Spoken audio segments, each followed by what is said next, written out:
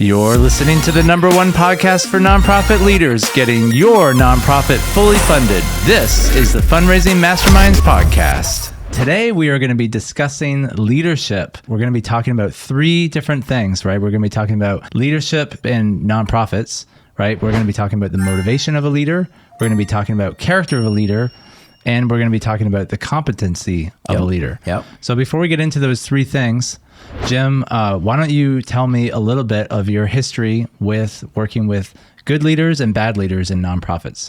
Well, you asked me before we started this, Jason, about what's the problem in a sense that we're trying to solve. Yeah. And I think it's a great one. And anyone who's worked for any length of time in the nonprofit world knows that there are some effective and great leaders, and there are many not so effective leaders. And effectiveness in leadership is extremely important in the nonprofit world.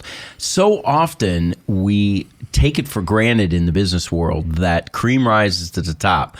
We are used to just amazingly effective leaders in the for-profit world. They're writing books. You mentioned to me thinking of a Steve Jobs or Jeff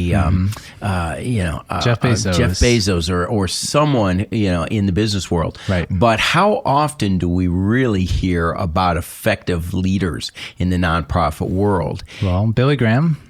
Is he effective? Effective leader, yes. Bill Bright, the founder of Campus Crusade Crew, an effective leader. But we tend to think of these people as like superstars. That's right. There's a lot of non-superstars, and we don't think of ourselves as a Billy Graham. Right. Well, and there's a lot of individuals whose name will never be in the public limelight, but they're just effectively doing their job. Right. And so we believe those individuals have certain characteristics and have certain motivations, and those individuals are competent.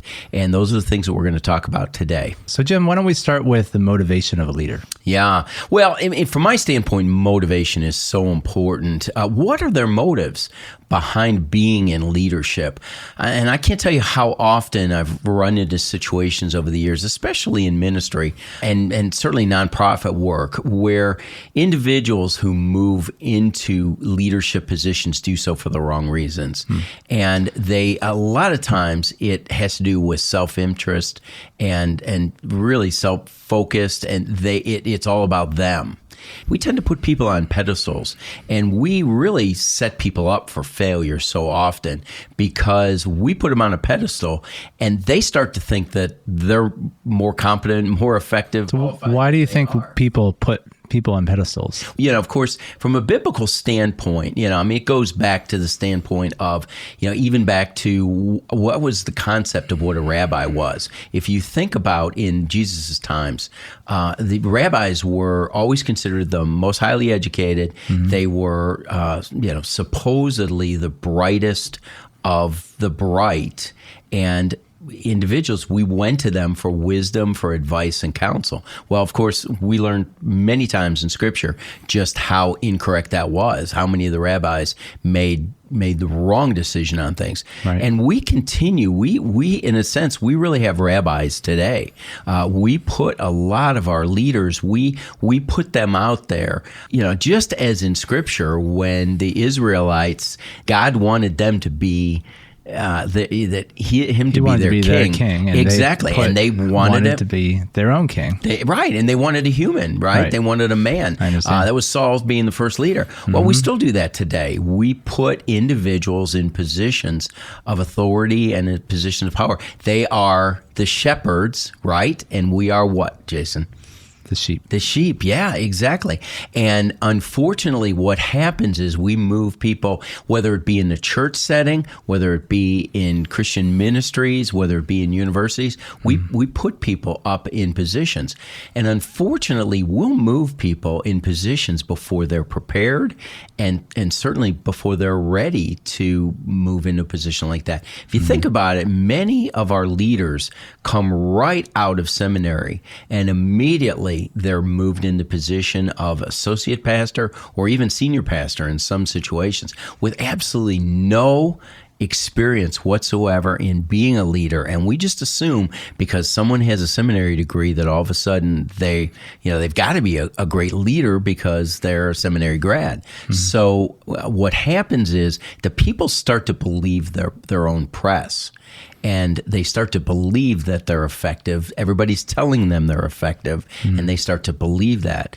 And so motivation is really important. And so what is the motivation of an effective leader? I believe it's someone who really puts the focus in on God and puts God first, above themselves, relies on God, trusts God, and is faith-filled.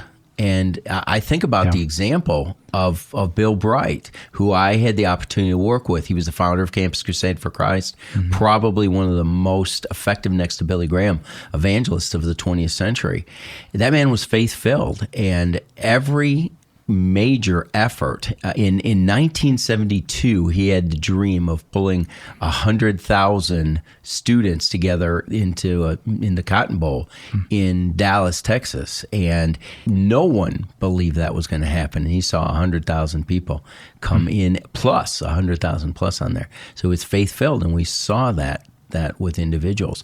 But he, as a leader, his motivation was not about self-adulation and self-success and putting himself first and climbing the ladder of success. Right. He was motivated by a bigger purpose. He was motivated by the kingdom of God. Correct. And so I know for myself, I am much more motivated for the eternal purposes, and I think as Christians, if we are believers, that we have a different perspective, right? Like if you believe that this world is all there is, then you're going to try to squeeze as much out of this world as you can get, right? But if you believe that actually this world is the testing ground for eternity, which is where our worldview is, then our motivation for everything we do, it's going to be for the kingdom, because Jesus said to invest in the things of heaven, where moth and rust do not destroy. Correct. The motivation of a good leader,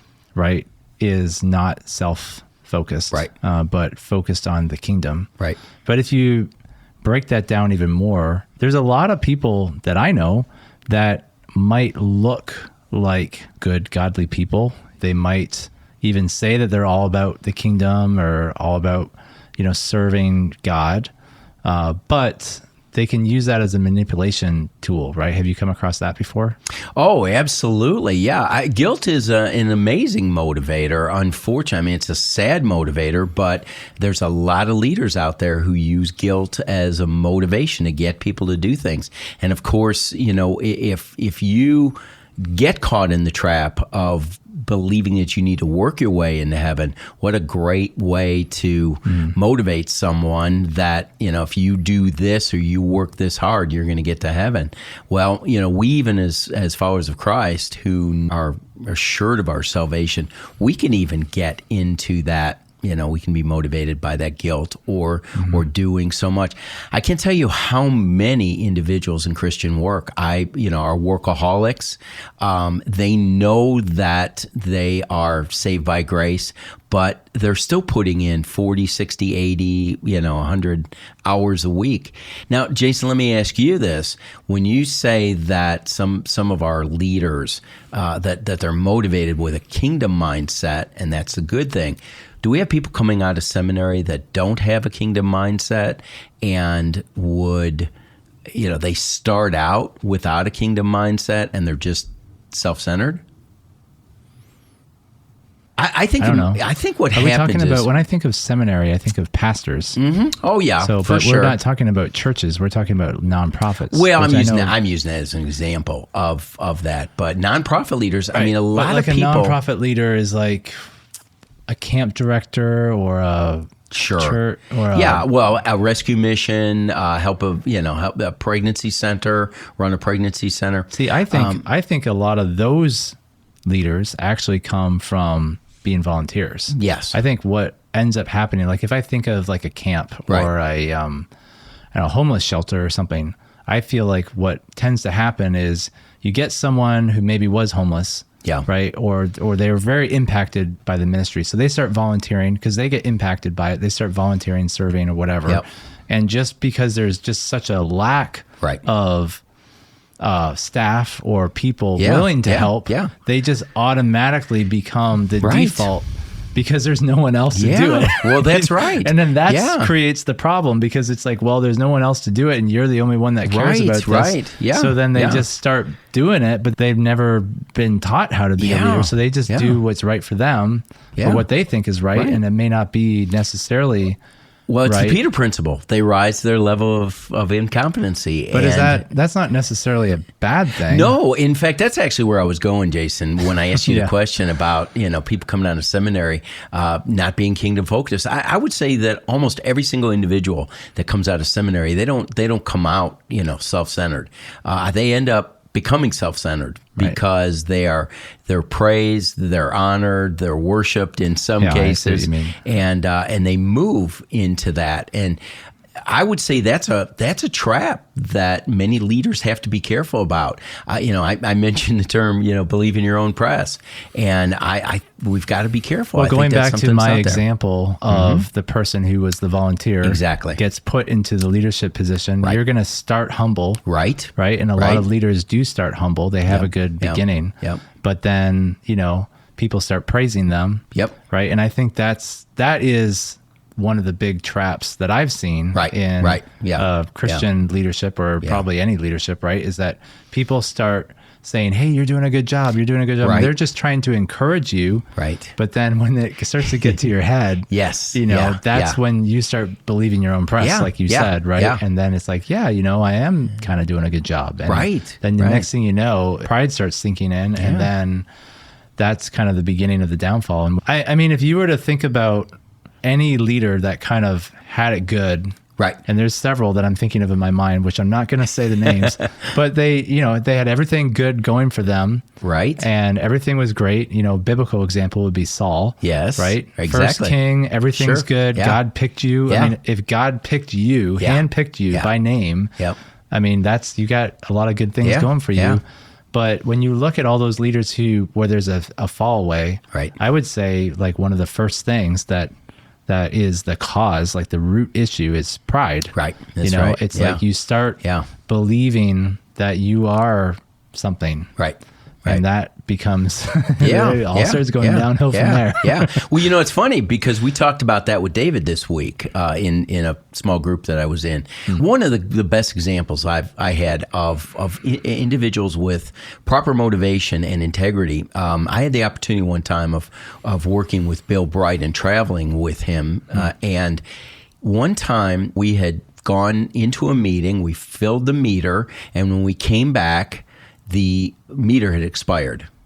And I didn't think anything of it, okay, wow, good. We didn't get a ticket. Everything was fine. Bill Bright said, okay, I want you to subtract the time that we were late, and I want you to put that money into the meter, the difference that we should have put in there. And I thought, what? Are you serious? We got away with, an extra 20 minutes, and we didn't get a ticket for that. And he said, no, you know what? That starts a fall for most leaders. It's a little thing. It's not just a big thing. So integrity is huge in that whole area of motivation. So if we are in the position of leadership and we're running a nonprofit or a for-profit or any kind of position, right? Church leader, pastor, whatever. I think it's really important that we are constantly checking our heart. Absolutely. And one thing that our church does, and I think is very important, is having accountability. And accountability is not necessarily that you're, meeting with the person and saying all the things that you did wrong or whatever, but, actually having a person in your life that knows you and feels comfortable talking to you about, deep things, and getting into your life. And saying, how are you doing with this and how are you doing with that? And they know that you struggle with pride, or they know that you struggle with lust, or they know you struggle with greed, pornography, or whatever it is. And they're not there to judge you and condemn you when you fail. They're there to keep you going so that you don't fail. Right. Absolutely. And we need people like that in our lives. So in a way, since we're talking about what makes a great leader, what makes a great leader is someone who has the right motivation, to begin with. Right. But then also has people in their lives to make sure that they know what your motivation is supposed to be, right, and that they keep you on track. So when you go off the rails, right, it's almost like a, I don't trust myself kind of mindset, I think some people call them guardrails, or that requires humility. Yeah. Well, that leads me to the next point, which is character. Right. Right. And humility is a great character quality in a leader. Yes. But the problem with humility is that as soon as we start thinking we're really humble, we're actually start to get pride. Right, exactly. Because we get proud of our humility. So it's like, well, how do you even know if you're being humble? Yeah.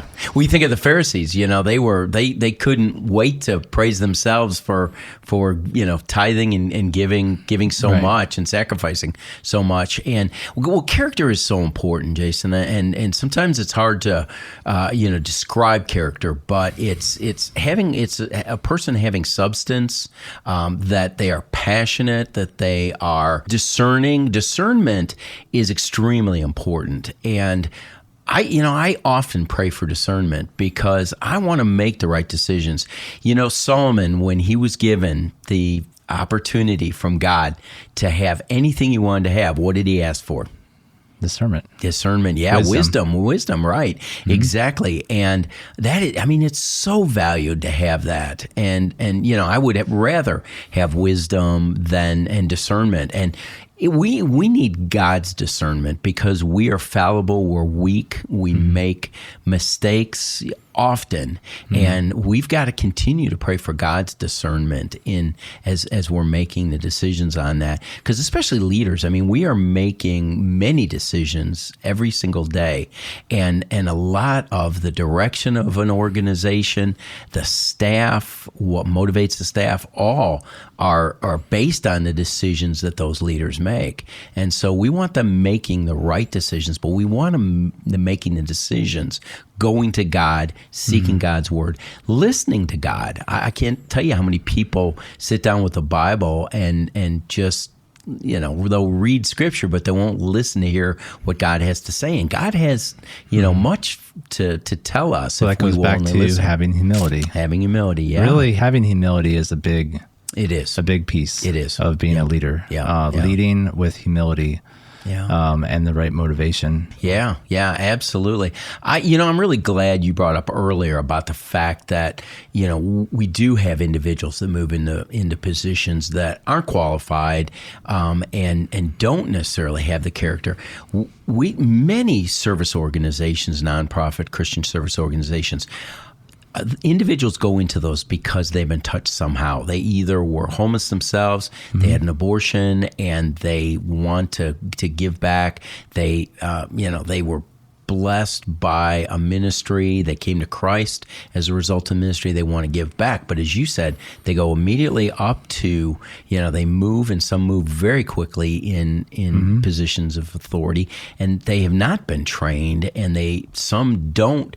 Their character hasn't been vetted, so to speak, because character's vetted over time. And, consider it all joy. Think of James, consider it all joy when you encounter various trials, because the testing of your faith produces endurance. Right. And that has perfect. Well, and a lot of times because a leader rises to the top because of what they do. Correct. They can also be very much a task-oriented person, or they can be very passionate about the organization. But another trap that people tend to fall into is they become so passionate about the organization that they actually treat people poorly. Absolutely. Yeah. So Jim, one of the points that we talked about before we started this was how important it is for leaders to care for people. Right. Tell me a little bit about your experience with leaders who care versus leaders who don't care.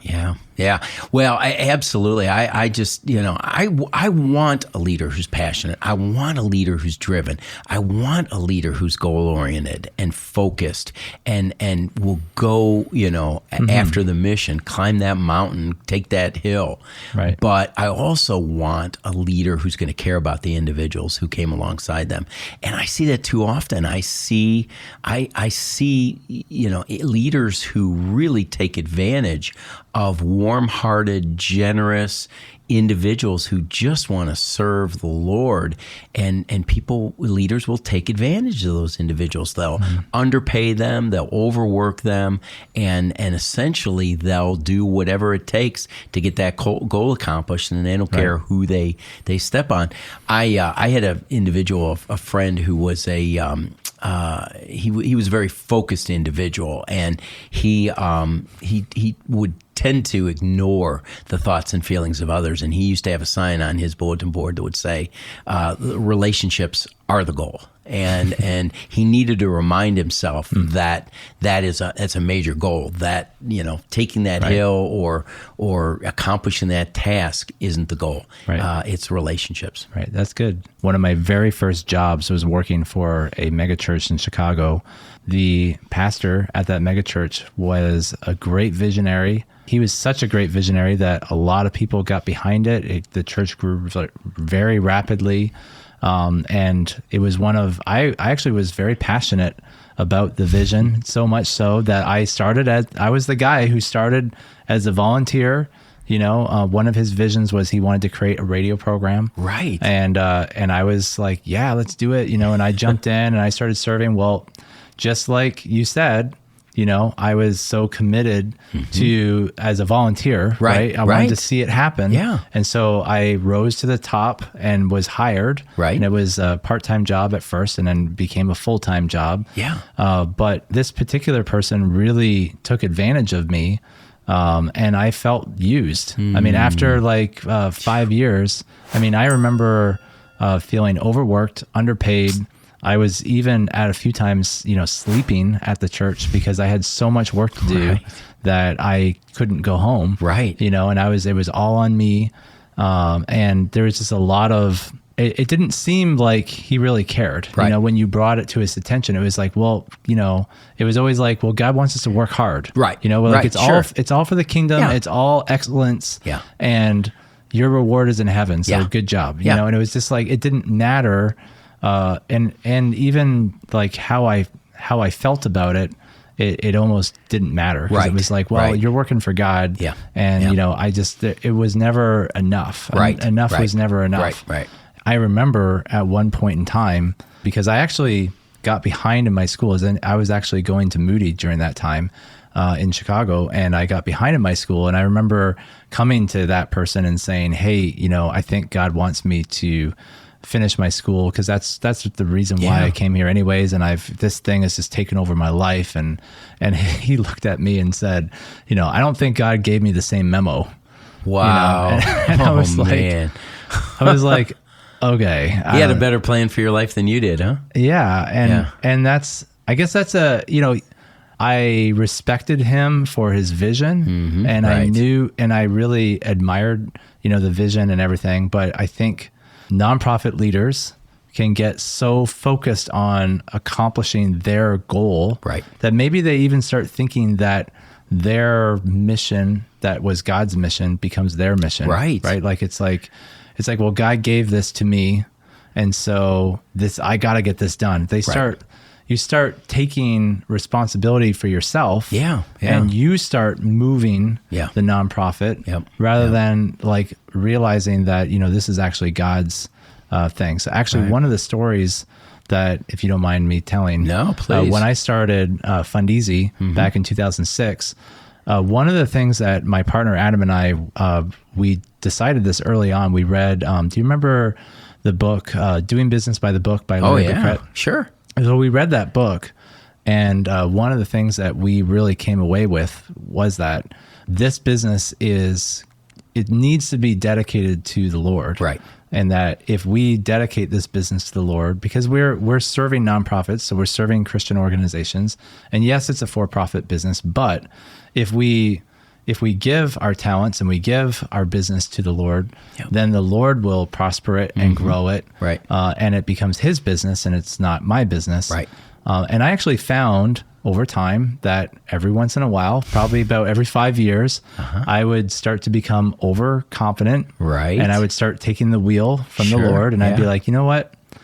I think I understand how to do this. And I'd start running it like it's my business. Sure. And I would start to get the attitude of like, this is my business. Right. I own this. Right. I'm the one responsible. I'm the CEO. I'm the leader. Yeah. So I'm going to tell you what you need to do. Right. You know? Exactly. And then every time, I kid you not, every time I started to have that attitude, things just started going downhill. Like just whatever. Right. You know, we'd start losing customers. Bad things would start happening. And I would eventually get to the point where I'd have to like get on my knees and like rededicate the business to God. Right. And I'd just be like, God, I'm sorry. You know, this is your business. This is not my business. And I would humble myself and give it back to him. And then inevitably, you know, something would happen and it would get back, you know, back to where it needs to be. And so we're not here talking that we are these perfect leaders, right? Like we're not exempt from any of this. Yeah, absolutely. Yeah. Well, I really love I love the example of the leaders who really try and do what they think is right. And frankly, we can justify almost anything we do when it's in the service of the Lord. So when you mentioned about the individual who you worked for, just as Billy Graham justified that, okay, I'm all right that my son is fallen away from the Lord because I've got thousands, if not millions, coming to Christ. You can justify that. And your person that you work for, you can justify that. And leaders mistakenly will justify their behavior, their actions in that sense. So, wow. Yeah. What about the last area? The last area we wanted to talk about was competency. Yes. So I guess competency is a mixed bag, possibly, because, I mean, there's a lot of people, especially in this day and age, where it's just the mindset is, hey, if you act like you know what you're doing, and you just believe that you can do it, then you can do it. Right. You know, it's kind of like it's true if you think it's true. Right. So what is in your mind, Jim? I'm going to throw this at you. Yeah. What is a biblical view of competency? Yeah. Well, it's really interesting because, we always look back at Scripture and we think about Moses being such a great leader. But Moses was, he, by his own admission, he was the least qualified to be able to do that. He was, slow of speech, and he was not very commanding in that presence. And so, he had Aaron doing many of the communication for him. He wasn't very competent. Right. But yet God picked him. Absolutely, yeah. and so I think too often, once again, as we talked about in the beginning, is that too often people think too highly of themselves. They think they're more competent than they really are. And, competency really comes down to how effective are you in what you set out to do.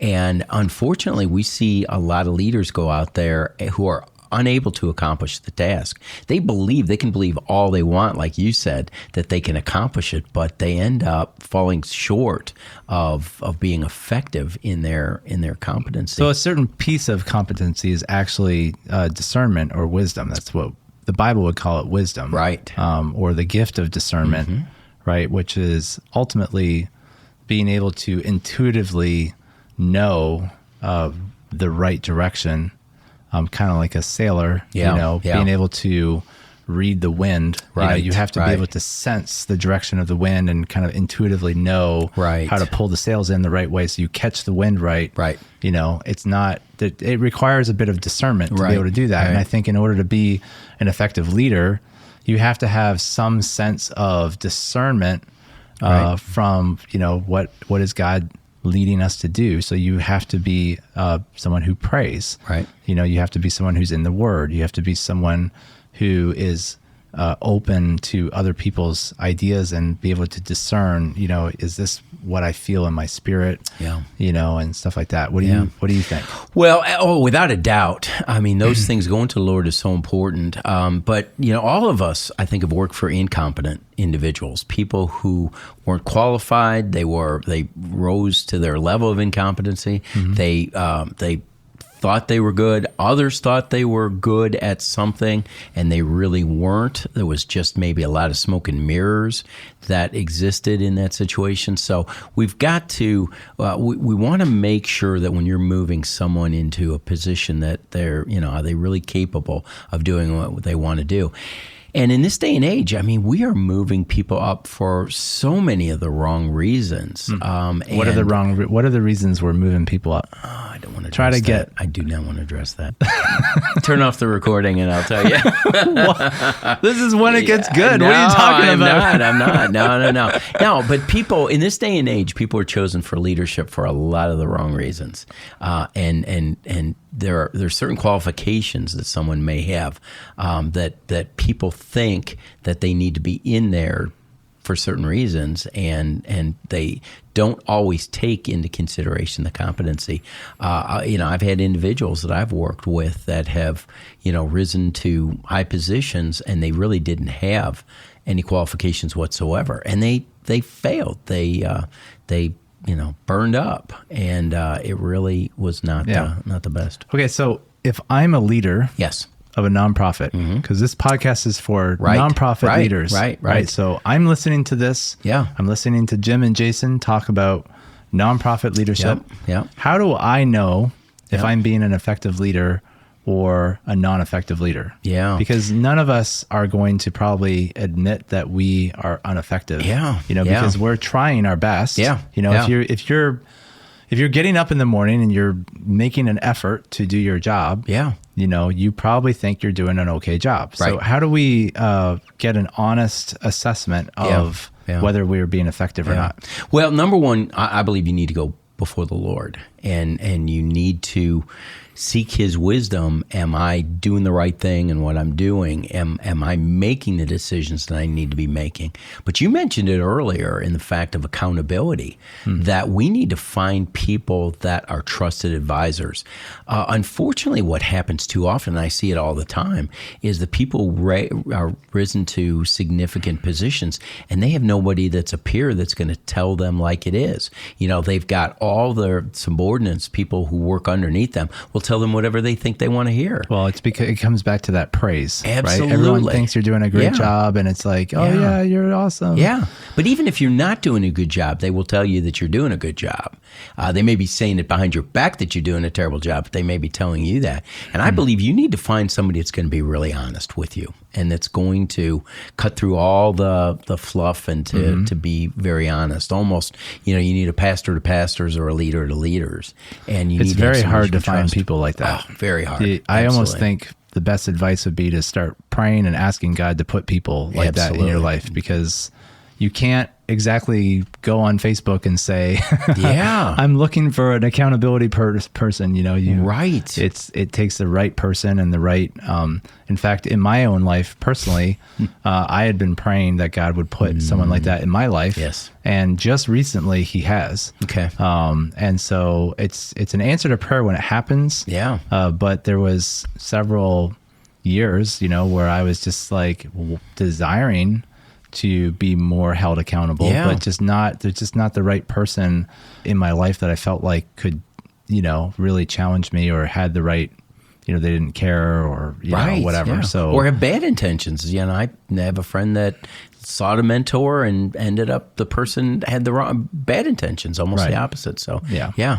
What else? Well, there's got to be like a litmus test or something to know. Yeah. Well, I think peer-to-peer, very often. I've got, in our organization, we do evaluations peer-to-peer. We do what we call 360s. So you get an evaluation of somebody above you, somebody below you, and somebody at your same level.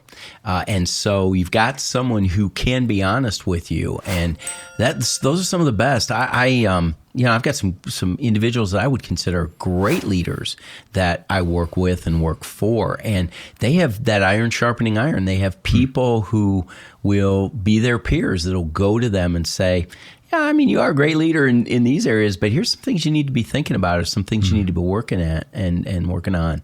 And it makes a big difference. And it surprises me sometimes. And I'm proud of our organization that we do have those kinds of things that even the great leaders are hearing, where they need to, where they've got their weaknesses, where they need to be better. So I would say, it's that peer-to-peer that can be honest with you as well too. Yeah. So there may be an outside person, and that's kind of more what I was thinking of in the second. But when you've got a peer-to-peer, someone who's at your same level within your organization, understands the challenges, has seen you work, that's effective. Well, let me share a story. I just thought of this. I was the CEO of Fundraising for 15 years. And a company that I founded, right, started with a small group of people that were all my friends, personal friends, right? But as the company grew, we added more employees. I started to really focus in on leading and running the company. In some ways, there was some victories of, putting people first. And in other areas, I was putting the job first, or, the goal or whatever first. I would say as time went on and, I started, leading a team of 20 or 25 people, which in business world is relatively small, but for me, it was big. Yeah. It was a stretch for me, cause I don't naturally, enjoy managing people. I like to get things done, and I'm a visionary, and I like to, attack problems and just run with it, but as a leader, I felt very much alone. Like I felt like there was no one that really understood me. Right. Even like my close friends, you get to a point where it's like, well, none of my close friends are CEOs, or they don't run teams. Like they're all employees, or maybe my accountability partner doesn't I can tell him what I struggle with. Yeah. But he doesn't really know, right? Yeah. And I think that's one thing that tends to happen with, as you get higher and higher and higher up, it's like you get lonelier and lonelier and lonelier. Right. Yeah. And absolutely. it just gets, and that's part of the problem, I guess, in a way with leadership is, maybe that's coming back to the accountability thing. Yeah. But, it's hard to be accountable, and it's hard to find people that you can really identify with. Right. For me, it was like all my friends and all the people that I would have been accountable to were working for me. Right. So it's like, well, I can't really, it's kind of weird for me as the CEO to pour my heart out to you. Yeah. Right. I guess my main point is that as we get higher and higher up, it gets lonelier and lonelier at the top. Yeah. And that was something that I really struggled with as a leader. So. Yeah. Well, you're not alone. Absolutely. Well, you are as a leader, but you're not alone in that struggle, because there's that's what I hear from so many leaders, is that it's lonely at the top and they just can't, they don't have anybody. Because everyone looks up to you. Oh, absolutely. And when everyone, I remember when 2020 happened, another example, 2020 happened, we're an event software company, all events around the world shut down. Right. And all the employees are looking at me like, what do we do? What do we do? And they expect you to have it all figured out. Have the answers to everything. And I'm like, I don't know. Right. And people are looking at me like, well, you should know, well, you're the boss, tell us what to do. Right. And I'm like, I don't know what to do. Yeah. But that's like, we tend to put leaders on pedestals, like you said. Yeah. And because of that, we tend to think that they're like superhuman. Right. And that kind of starts to feed, the problem of pride into the leader. And it's very easy for us to fall apart at that point. Yeah, absolutely. So for me, as a leader, I know one thing that I try to do is I just try to go back to the Word, and I spend a lot more time in prayer than I used to. Right, yeah. Because I find that, meeting with the Lord on a regular basis and praying, and really just casting your burdens onto the Lord, and letting Him, carry the burden. Right. In our last episode, I talked about that truck fundraiser, right? And I talked about how I wanted to pick up, I felt this burden to raise the money for this truck. Right. But it wasn't until I laid the burden down at the Lord's feet that He took it. Right. So I think a good takeaway of this episode is, as leaders, we carry a lot of burden. Right. And we carry a lot of responsibility. And we tend to be go-getters and, let's go conquer the world. Yeah. We have to remember who's in charge. Yeah. And we have to lay that. Yeah. It's not our organization. It's not my organization, but this is ultimately God's organization, so we need to let God run it, which is coming back to one of my life verses, Matthew 6:33. Yeah. Seek first the kingdom, and everything else will be added unto you. So I live by that principle. If you put God first in every area of your life, then things tend to work, but they don't work because you're a genius. Right, exactly. They work because you let God be God. That's right. Yeah, that's exactly. Well, I agree. In fact, actually, I think it's a combination of all of those. We've got to make sure that your motivation is kingdom-minded. You've got to look at character. Do you have the character, and have you conformed to the image of Christ? It's so important that you go before the Lord and ask Him for wisdom and knowledge and understanding so that you can be the most competent leader that you can possibly be. And all those areas together it's just so important that you combine those areas. It's really critical that those areas all together will allow you to really make a difference. And I can tell you that over the years, I've found that it's not about me, and I've found that it really is about the Lord. I can't tell you, I've done dinners in the past where it seemed like I did everything right, and I hardly raised any money at all. And then I had other dinners where I felt like nothing went right, and we raised a ton of money. And it really all comes down to God's involvement and God being part of these events. It's so critical. So all three of those areas, whether it be in the motivation, character, and competency, all those really depend, is God there? Is He the center of your life? Well, I'm glad you brought up the topic of events because we've been talking about leadership and it's been great, but we've also have a lot of experience in events and specifically fundraising events. And in fact, I just wanted to let everyone know that if you wanted to dig deeper into what kind of fundraising events, we just released a new course called the Perfect Vision Dinner. And we've found that over 60 years of collective knowledge, there's actually right ways and wrong ways to fundraise. In fact, we don't even like the word fundraising, even though we call our company Fundraising Masterminds. But we've found that it's actually more about fundraising than it is about fundraising. And so in our course, we actually do a lot of talking about mindset and how to effectively get your organization fully funded. So if you're interested in learning more about that, you can go to our website, fundraisingmasterminds.net, click on the link in the description to learn more about that. Well, I really like it that we are starting a library of curriculum, and this dinner strategy is the first one out of the blocks, but we're going to be offering a whole library to our audience. Yes, I'm really excited about that. So we got lots of great information coming, lots of courses, lots of ways to equip you guys. So definitely check that out. Well, I wish someone had come alongside and taught me some of the lessons that we're going to be sharing in our curriculum. They're extremely valuable. They're practical, and it's just one of those things that I think I would have been a much better leader if somebody would have come alongside and shared some of the things that we're going to be sharing with everybody in these.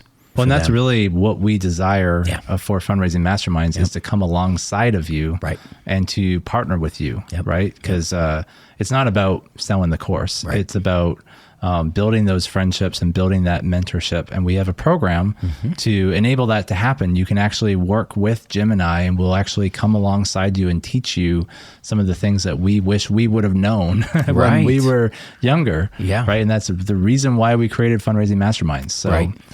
So definitely check out Fundraising Masterminds, fundraisingmasterminds.net. And Jim, I've really appreciated this conversation. Thanks for sharing your heart about what makes a leader effective. And hopefully you've enjoyed listening to this podcast on YouTube and Apple Music and Spotify. If you haven't done so already, please subscribe to our YouTube channel or this podcast because we have a lot of great content coming your way. Thank you so much for joining us on this episode, and we'll see you in the next one.